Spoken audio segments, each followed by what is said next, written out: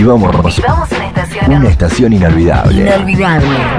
Disfrutemos el verano. 989 98.9. Compañía, calidad y mucha música. Otras radios. Todo lo que necesitas está aquí. Primavera. Apuntes FM 98.9 MHz. Compañía, calidad y buena música.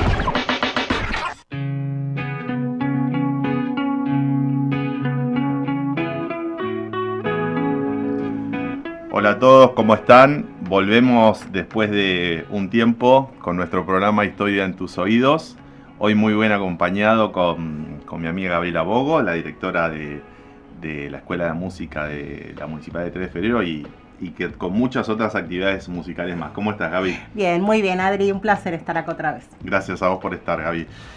Con Gaby coincidimos en muchas cosas, hasta en la fecha de cumpleaños. Sí. No en el año porque ella es más joven, pero sí en el día y con muchísimas cosas más. Por eso somos amigos. Bueno, vamos a hablar en este primer episodio del retorno de nuestro programa de Historia en tus oídos de un conflicto muy vigente, lamentablemente, muy actual y de una solución muy compleja, si es que alguna vez tiene solución, no sé, esperemos que sí. Este conflicto es el de israelíes y palestinos, que tiene una raigambre muy antigua. El pueblo, vamos a empezar con este primer episodio porque calculo que este tema nos va a llevar varios episodios. Este primer programa, este primer episodio del tema del conflicto entre israelitas y palestinos, o israelíes y palestinos, para decirlo correctamente, tiene su raigambre en los orígenes del pueblo judío, cuyos primeros periodos de la historia de este pueblo, que no es solo una religión, es una religión por supuesto, pero hay mucha gente que se considera judía, que es atea, por ejemplo, o es agnóstica. Los judíos de todo el mundo se consideran descendientes de los antiguos israelitas o hebreos, que se remontan al patriarca Abraham.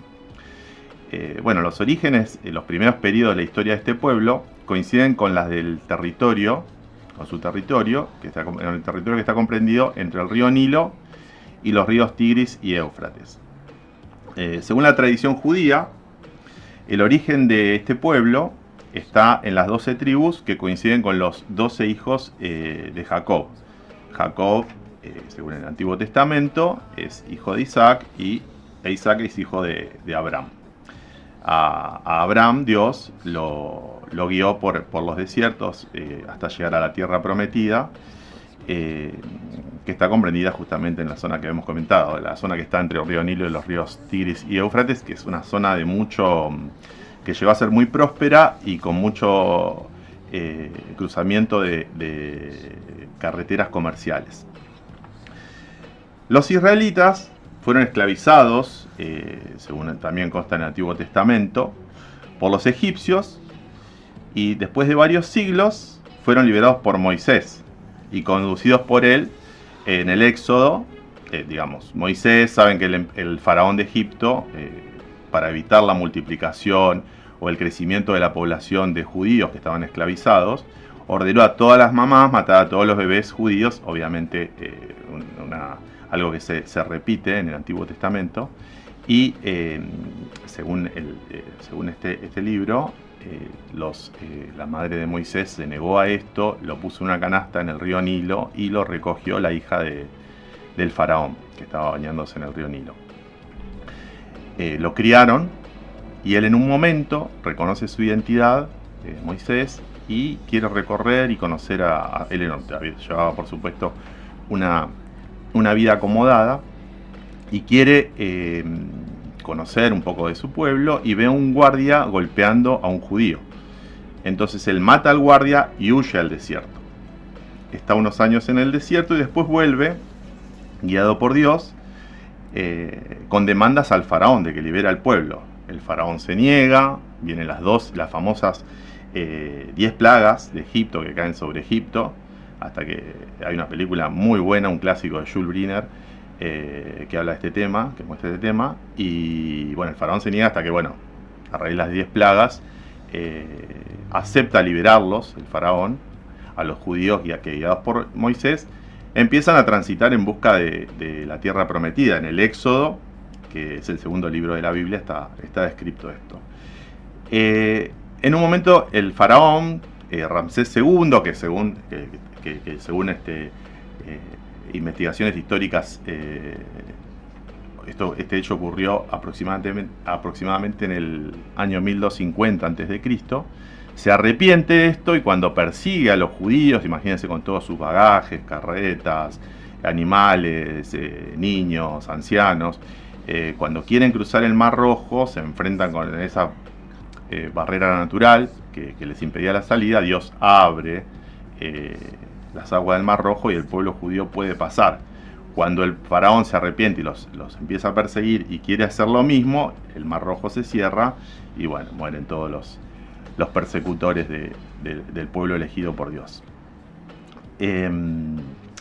Dios, Yahvé, llamado por los judíos, Yahvé para ser correctos, en este camino, este Éxodo, que es el segundo libro de la Biblia, en el monte Sinaí, les da los 10 mandamientos a Moisés y realiza múltiples milagros porque el pueblo judío, digamos, guiado por él, se impacientaba porque a veces perdía la fe, porque había hambre, había sed, era incómodo estar en el desierto.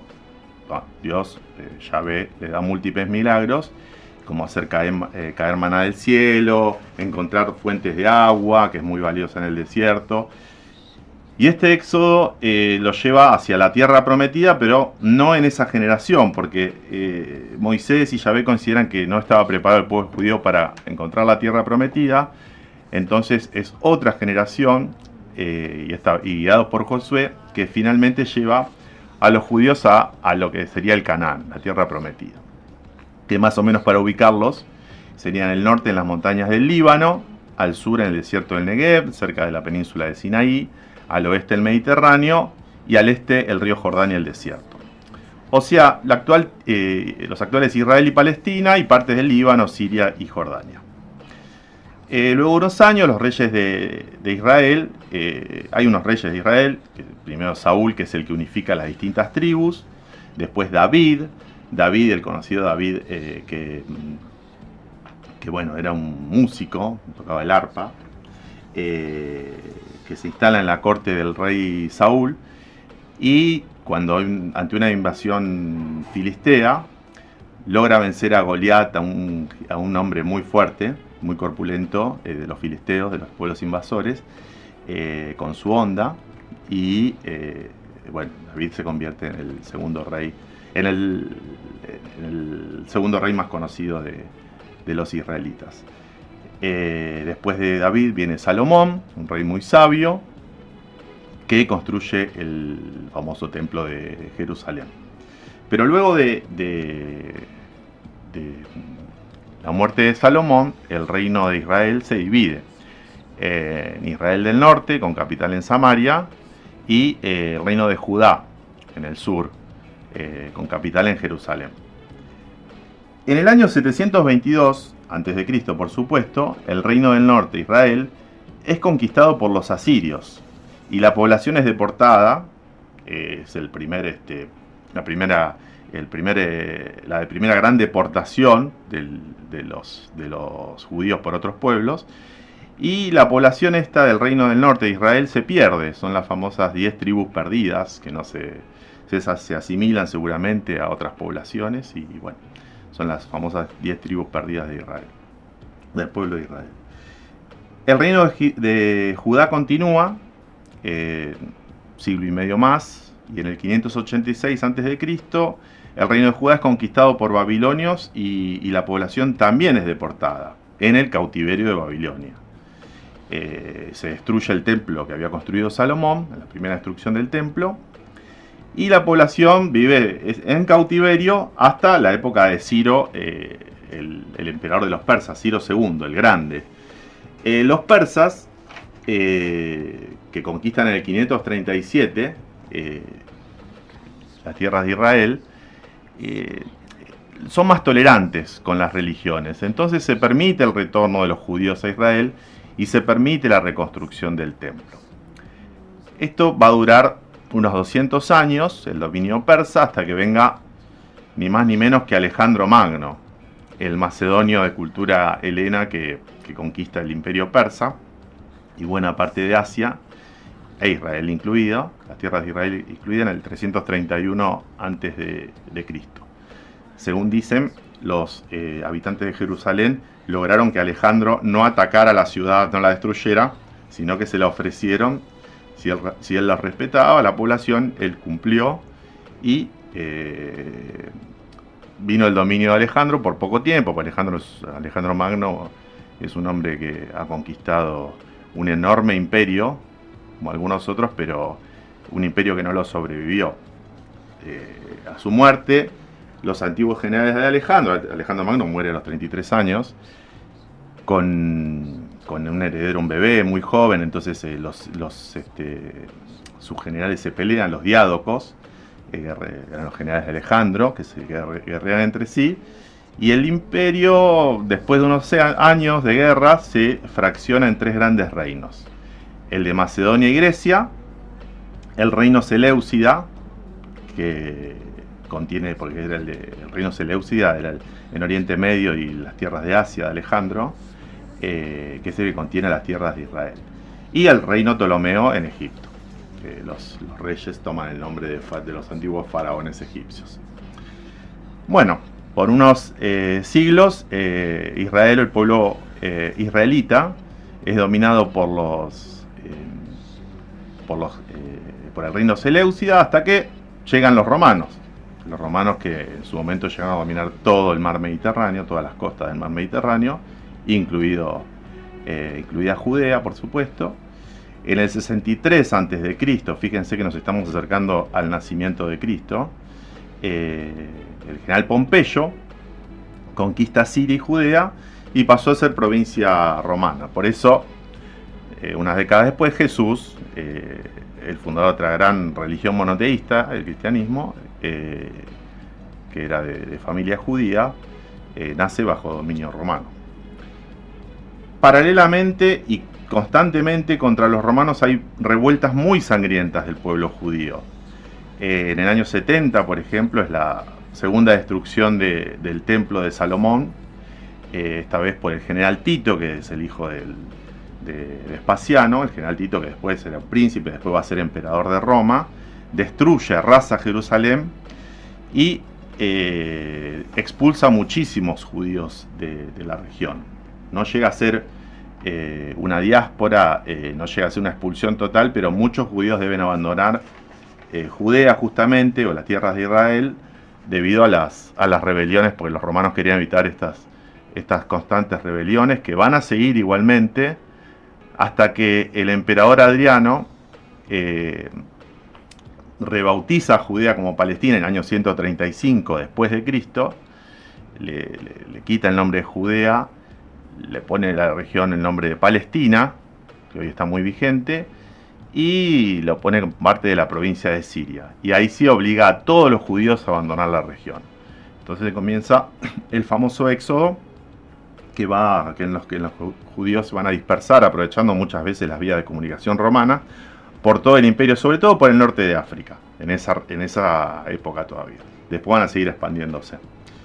El imperio romano, ya en los finales de su máximo esplendor, se divide en dos, y a esta zona le corresponde el Imperio Romano de Oriente, también llamado, siglos después, Imperio Bizantino.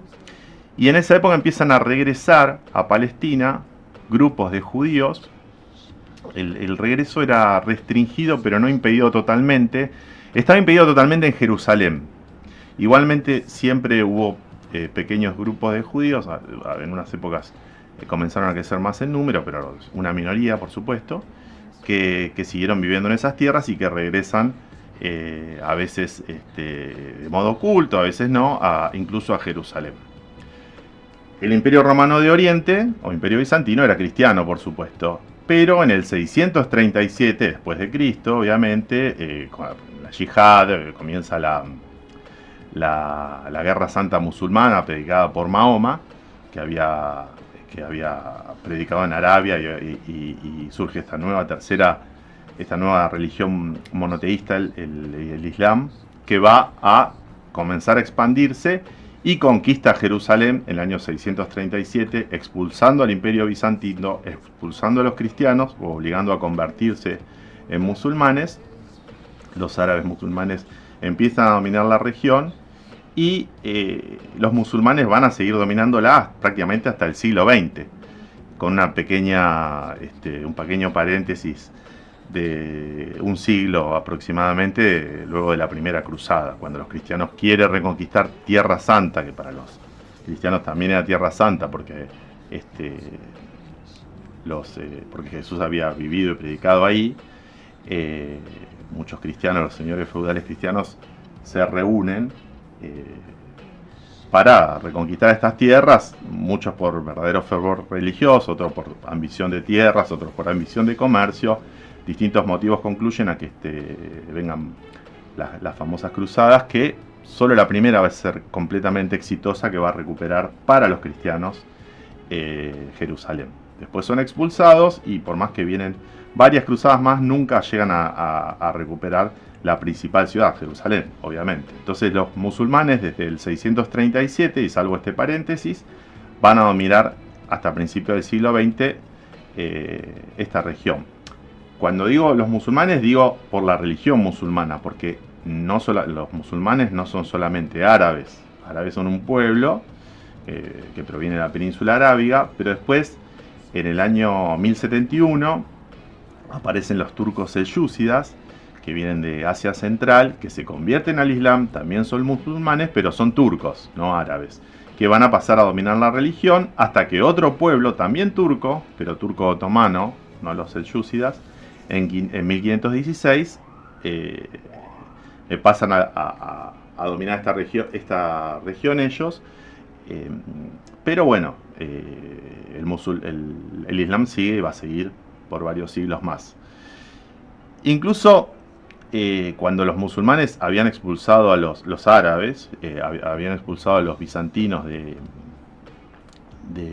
Medio Oriente, de Egipto, del Magreb, de todo el norte de África, pasan en el 711, habían pasado en el 711 a la península ibérica, que había sido dominada por los visigodos hasta ese momento. Con la fractura y la eclosión del Imperio Romano de Occidente, que cayó mucho antes que el Imperio Romano de Oriente, el Imperio Romano de Oriente o Imperio Bizantino perduró, cada vez más pequeño, pero perduró hasta 1453. Casi 1000 años más que el Imperio Romano de Occidente, que cayó mucho antes y más que nada invadido por pueblos germanos. El pueblo germano, que eran distintos pueblos por supuesto, el pueblo germano que va a ocupar la península ibérica son los visigodos, que se hacen cristianos, se convierten al cristianismo y van a tolerar, entre comillas, la presencia de judíos, pero con ciertas restricciones. Después, cuando en el 711 los musulmanes desde el norte, que ya habían ocupado el norte de África, ocupan la península ibérica y echan a los visigodos y ocupan toda la región de lo que ahora sería España y Portugal, la península ibérica, y pasan a llamar a la región, al territorio al-Andaluz, a la península ibérica, son bastante más tolerantes con los judíos. Igualmente, los judíos no tenían los mismos derechos que los musulmanes, por supuesto. Los consideran un pueblo infiel, pero los toleraban si pagaban un impuesto especial. Y de hecho los musulmanes viven en esa región, los judíos viven en esa región una época dorada. Los judíos de la región de la península ibérica normalmente son llamados sefardíes. Y tenían una música muy llamativa y muy bella y muy elaborada, ¿no, Gaby? Sí, totalmente. De hecho, en esa época la música hebrea tenemos como está caracterizada por tres grandes bloques, digamos. Una, la liturgia monódica, o sea, es el canto en la liturgia sin acompañamientos, a la voz sola. Es lo que se dice, luego puede haber dado lugar también al canto gregoriano, digamos, o sea, de esas épocas venimos. Después el canto de himnos, los semirot, que eran específicamente para los hombres, ¿no? Todo lo que tenía que ver con el canto de himnos. Y luego esto que vos bien decís, Adri, la tradición secular de los trovadores sefardíes, que la verdad es que al día de hoy es una de las músicas de aquella época más ricas que se mantiene todavía. Y la riqueza es en parte justamente por este pueblo un poco nómade, ¿no? Como vos bien decías, fueron al norte de África, estuvieron en el Imperio Otomano, sur de Francia, Italia, Portugal, y de todos lados se fueron nutriendo, fueron dejando también huella que al día de hoy todavía podemos escuchar. Entonces, bueno, yo te traje algo para escuchar, una cantica. La cantica es una cancioncilla, digamos, lo que más adelante le vamos a llamar cancioncillas amatorias. Eran, en principio, canciones que tenían que ver con cosas épicas o importantes. En este caso yo traje el rey de Francia. Se podía hablar de eso, se podía hablar de una batalla, se podía hablar de un casamiento. Y en general estaban destinadas a la voz femenina, porque la voz masculina estaba más que nada para el canto sinagogal. Recién, exactamente, recién finales del 18, principios del 19, toma también la voz masculina algunas partes del género como cantica amatoria, que hasta el día de hoy sigue. Y vamos a escuchar interpretado por Esperión 21, que es un gran grupo de música antigua al día de hoy, que lo dirige Jordi Savall.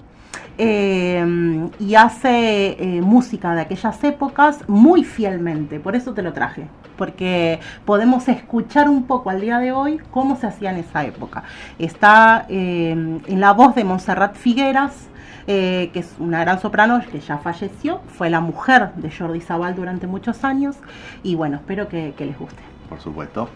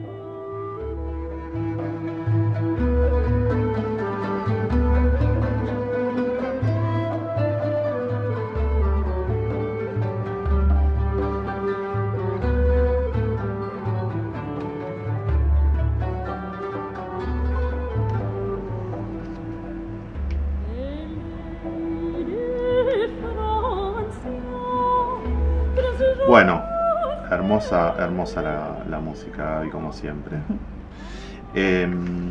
Bueno, esto hay que hacer una aclaración. Los judíos de la región de la península ibérica o al-Andaluz, como le llamaban al territorio de los musulmanes, son los judíos sefardíes. También hay varios grupos, pero los principales son los sefardíes, que provienen de esa región, que se asentaron en esa región y después fueron expulsados por los reyes católicos, porque los musulmanes, al-Andaluz se va fraccionando en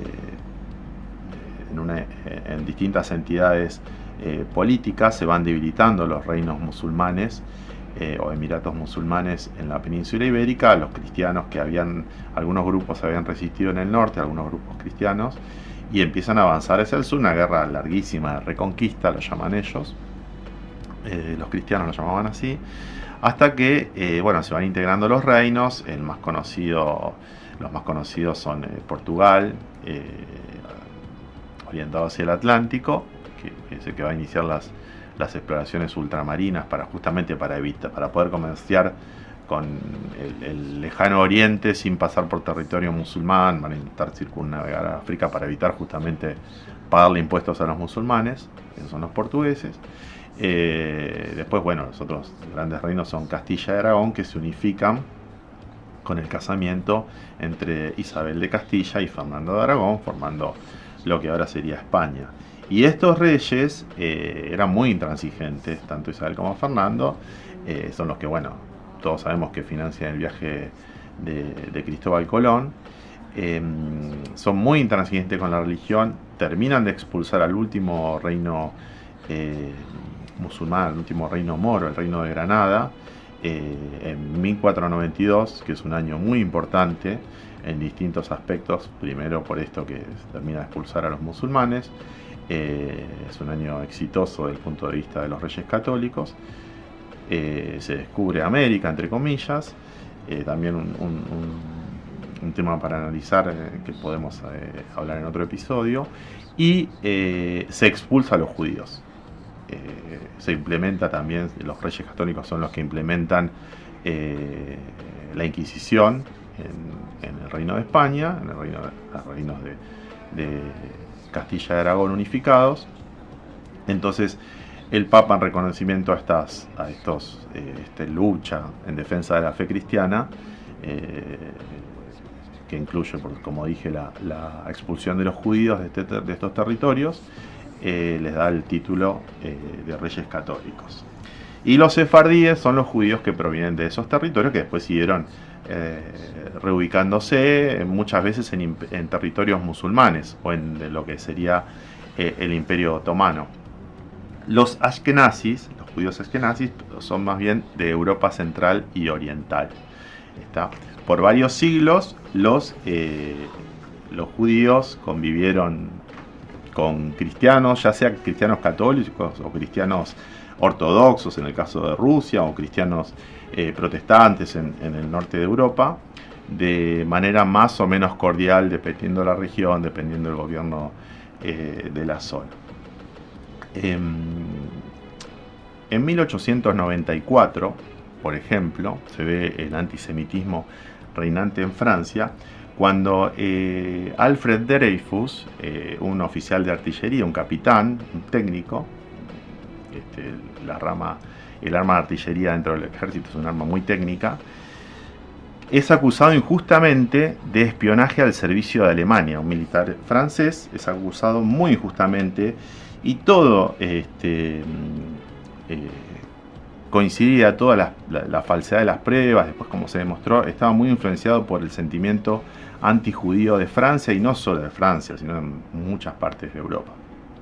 Dreyfus era alsaciano, una región, hay que aclarar esto, 1870-71, Francia y Alemania, o sea, Francia y Prusia es el germen de Alemania, de la actual Alemania, tiene una guerra corta, en la que, corta para otros estándares, pero una guerra muy sangrienta, en la que Prusia arrebata dos provincias importantes a Francia, que son Alsacia y Lorena. Y Prusia, aliada de otros estados alemanes, porque Prusia y otros estados se consideraban de nacionalidad alemana, pero estaban con distintos gobiernos. Pero con Prusia a la cabeza, luego de esta guerra, se unifica Alemania y se corona al rey de Prusia como primer emperador de la Alemania unificada. ¿Y dónde se lo corona? En el Palacio de Versalles, una humillación muy grande para los franceses. Entonces el resentimiento, el revanchismo francés, que va a perdurar desde ese momento hasta la Primera Guerra Mundial. Y en la época de la paz armada, que todos estaban esperando la guerra, sobre todo los franceses, pero nadie se animaba contra el poderoso ejército alemán hasta que vino otra guerra muy muy larga, muy sangrienta, que es la Primera Guerra Mundial. Pero antes de eso había una carrera de espionajes constantes, y Alfred Dreyfus, que era alsaciano, o sea, había nacido en el territorio que cuando él nació, en 1859, era territorio francés, pero en 1870 fue ocupado, y luego de la guerra franco-prusiana, por Alemania. Él prefiere mantener la ciudadanía, la nacionalidad francesa, de hecho se hace militar, pero se descubre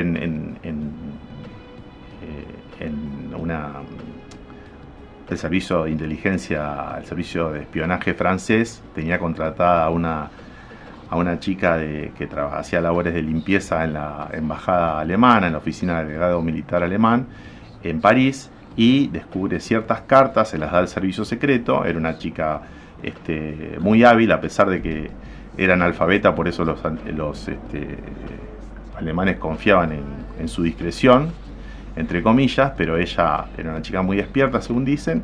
Lleva a sus jefes estas cartas que estaban rotas, comparan la caligrafía, y las pruebas dicen, pruebas muy muy controversiales, muy controvertidas, que el oficial espía, el que pasaba, según esta carta había información que se le otorgaba sobre el ejército francés al agregado militar alemán, o sea, de los planes franceses, de la estrategia francesa, de la distribución del ejército ante una eventual futura guerra, se las da un traidor francés al ejército, al embajador, al agregado militar alemán.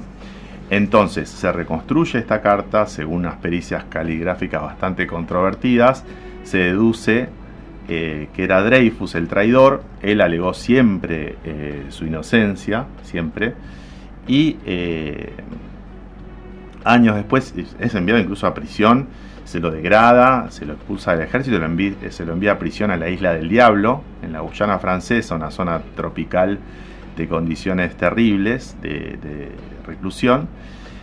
Esto ocurre en 1894, y recién en 1906, por la presión de autores y periodistas importantísimos, el famoso Yo acuso de Zola, del escritor francés Zola, que acusaba al gobierno francés de antisemita y de acusar y de condenar a un inocente, buscando un chivo expiatorio, hasta que, bueno, recién en 1906 Dreyfus es rehabilitado y es reincorporado al ejército francés con honores. Todo este antisemitismo, que es un ejemplo, el de Dreyfus, que tomé como ejemplo, pero hay muchos otros, también coexistía con un auge cultural en que personalidades judías eran claves en el arte, en la medicina, en las ciencias, en la música, como el que nos tenés preparado ahora, Gaby. Sí, tal cual. Yo te traje a Jacques Offenbach, justo, nacido en Alemania y naturalizado francés. Nació en 1810, claro, nació en 1819, falleció en 1880 y falleció un año antes de el estreno de lo que te traje, que es Barcarola. Es una de las piezas más conocidas de Offenbach y de la música, te diría. Es un extracto de una ópera que es Los cuentos de Hoffmann. Él fallece antes de poder terminarlo. Así que Ernest Guiraud, que era un amigo de la familia, asistido por Auguste, que es el hijo de Offenbach, tenía 18 años en ese momento, entre los dos completan la orquestación y hacen todo lo pertinente para poder terminarla, porque realmente es una de las obras más importantes de él. Así que te traje la famosa Barcarola. Vamos.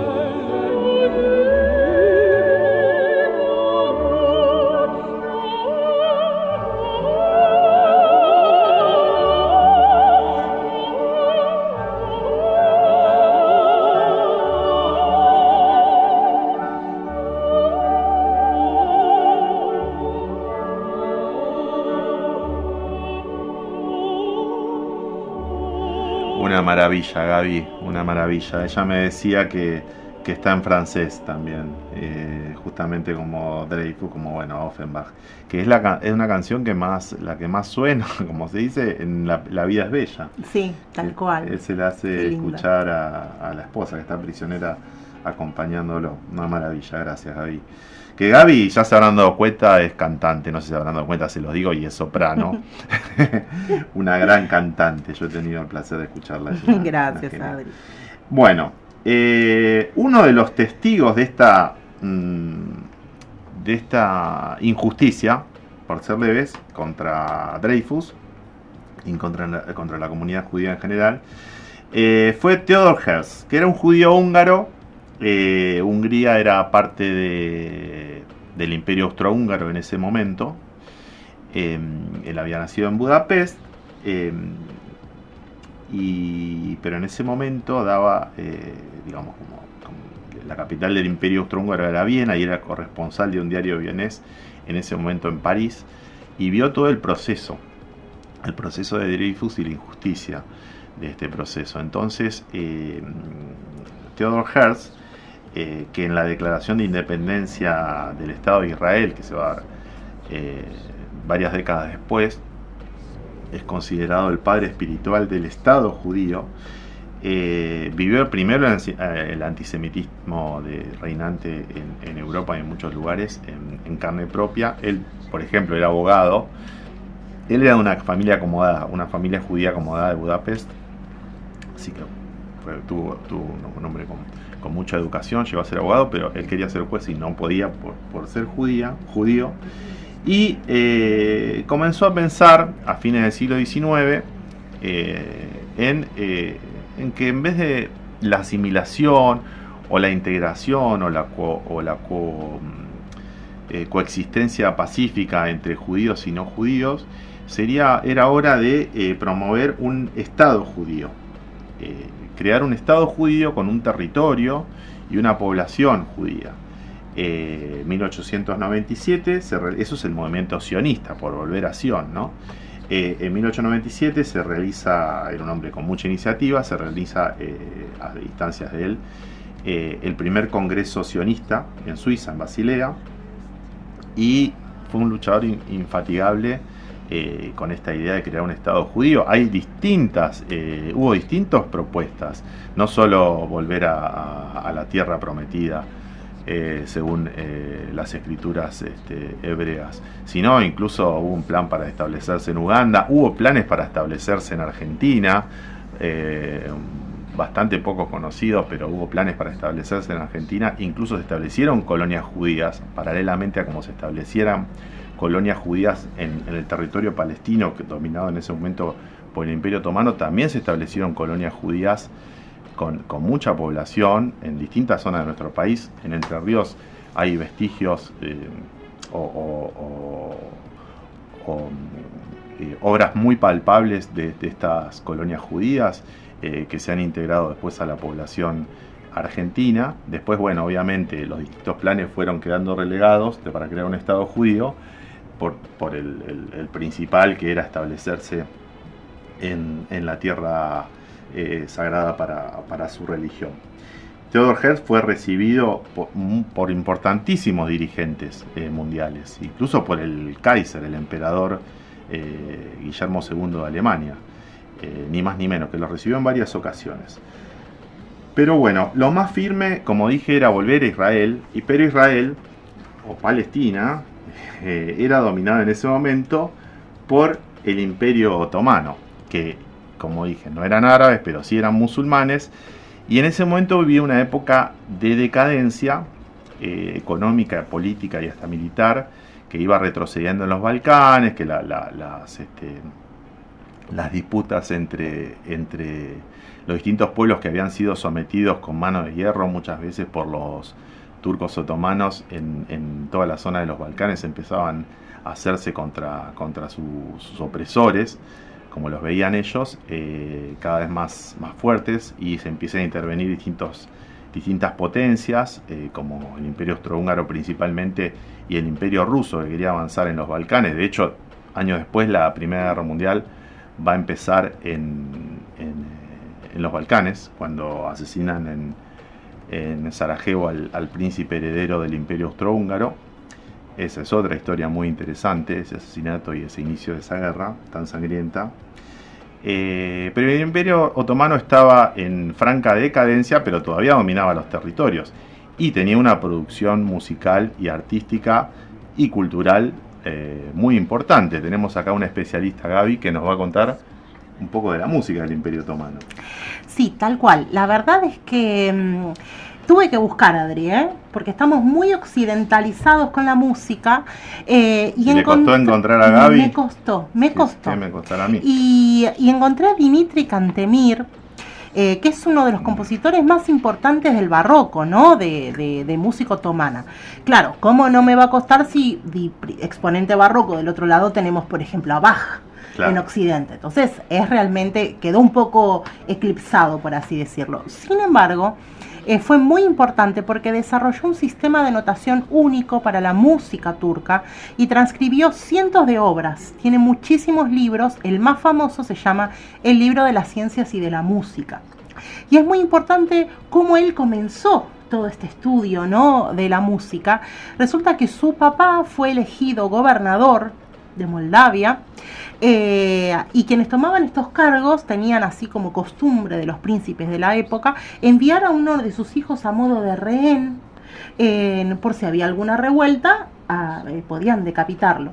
Y bueno, y él no se lo tomó tan mal, parece, y en todos esos 20 años que estuvo excluido, estudió muchísimo. Fue uno de los grandes ejecutores del tambur, que es como una variante del laúd. No sé si conocen, es como una especie de guitarra con panza. Eso viene de la parte oriental, es como lo que precede a la guitarra, podríamos decirlo de alguna manera, con muchas más cuerdas, muchos más colores, y algo característico de la música oriental, que tiene que ver, no tiene tono y semitono como nosotros, tiene muchísimas más cosas, tiene microtonos. Entonces hay todo un color y un espectro que no conocemos, y está bueno que podamos escuchar y disfrutar también. Así que bueno, vamos a escuchar a Dimitri Cantemir.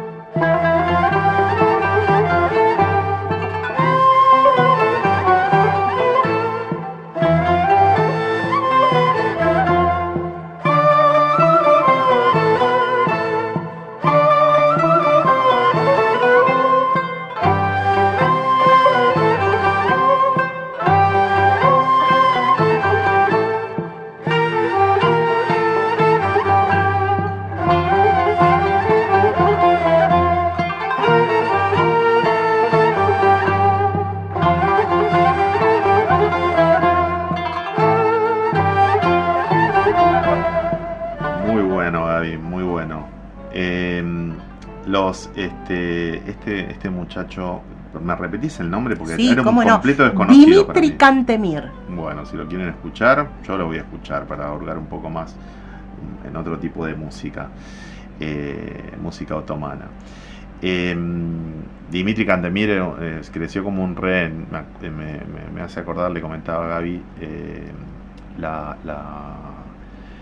el caso de los jenízaros, que eran las tropas de élite otomanas, que eran hijos de cristianos, que los tomaban de rehenes o directamente asesinaban a los padres y los criaban como musulmanes, y eran tropas de élite muy bien entrenadas, muy fanáticas del sultán y de Alá. Así que bueno, Gabriela Bogo, vuelvo a decir su nombre, y mi nombre es Adrián Murano. Con este tipo de discriminación o este maltrato hacia los judíos, que era bastante general en distintas regiones de Europa, incluso los famosos pogromos en Rusia, que eran muy conocidos, que se popularizó el nombre en Rusia, que se atacaba y se culpaba a los judíos de distintos males. No estoy hablando de la Edad Media, que uno puede considerar más de ideas más fanáticas religiosas, sino bastante avanzado del siglo XIX. En los pogromos se atacaba y se quemaba las casas, se asesinaba, se expulsaba a los judíos en Rusia y en otros lugares de Europa también. Esto provocó que a fines del siglo XIX y principios del siglo XX aproximadamente 2 millones de judíos europeos, rusos y de otros lugares de Europa emigraran a Estados Unidos y Argentina, principalmente de América. Muchos venían de Rusia, por eso antes se le decía a los judíos rusos, porque venían con pasaporte ruso. Igual que a muchos musulmanes se le decía turcos, porque venían con pasaporte turco del Imperio Otomano y no eran turcos sino árabes, ¿no? Con la ciudad de Theodor Herzl, la idea del sionismo empieza a aprender y empieza a llegar una inmigración bastante grande. Como dije, vinieron colonias judías, oleadas de inmigración judía argentina y otros lugares, pero también empiezan a llegar a Palestina, a territorio palestino. La primera Aliyá es de 35.000 judíos, se calcula, fue en 1882, a la Palestina otomana. La segunda comienza en 1904.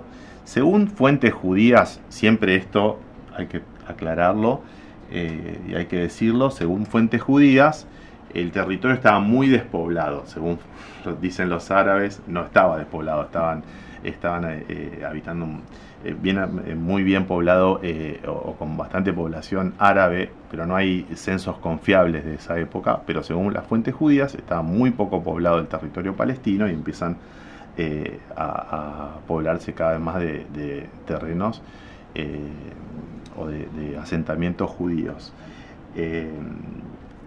Todo esto bajo dominio otomano, como dije, y en 1914 comienza la Primera Guerra Mundial, a la que ya hice un poco de referencia, que en algún momento profundizaremos más.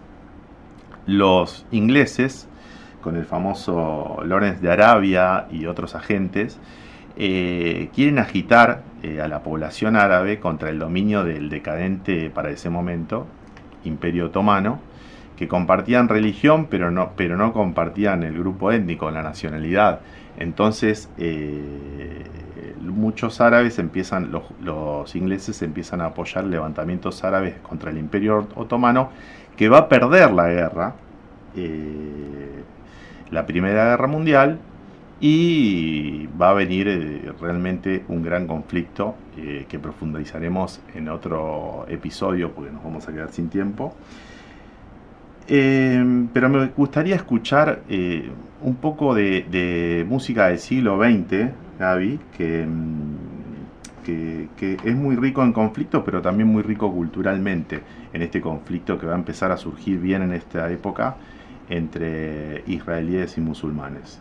Bueno, te traje a Arnold Schoenberg, que es como el exponente judío de la modernidad, digamos, es el compositor que hace un trabajo innovador con la música tonal. Traje algo que no es muy amoroso de escuchar, por decirlo de alguna manera, pero sí necesario.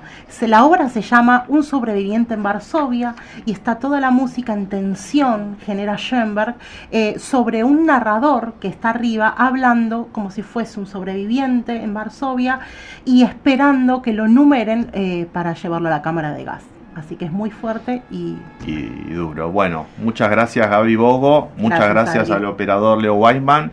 Mi nombre es Adrián Murano y nos vemos en el próximo episodio. Seguiremos con esto.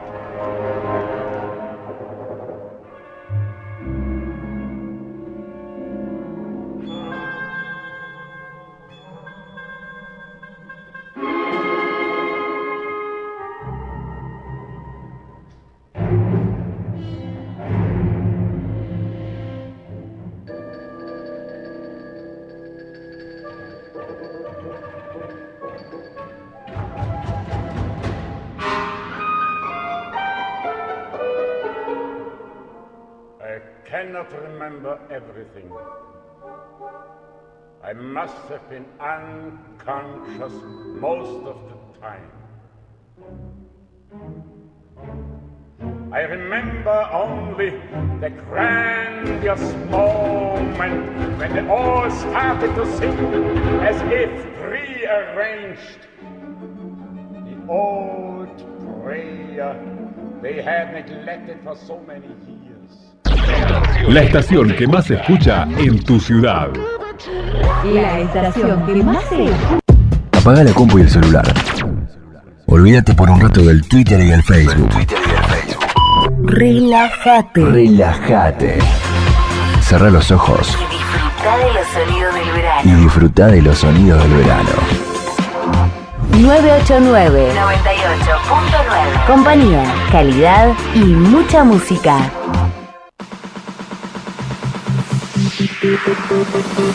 Vení a 989 a hacer tu programa de radio, a formar parte de nuestro staff de conductores.